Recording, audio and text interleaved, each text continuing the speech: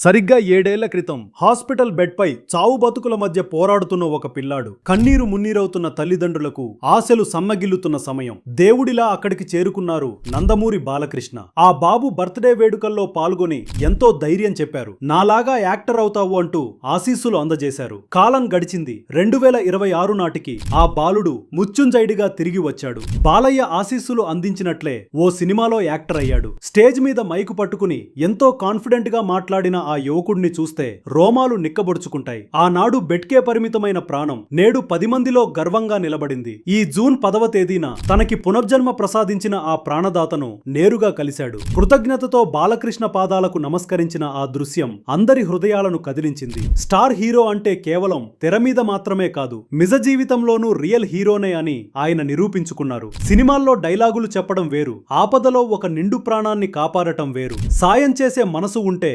ఆపద్బాంధవుడు ఎలా ఉంటాడో చెప్పడానికి ఈ ఘటనే అతిపెద్ద సజీవ సాక్ష్యం. కల్తీ లేని మంచి మనసు ముందు కాలమైనా తలవంచాల్సిందే.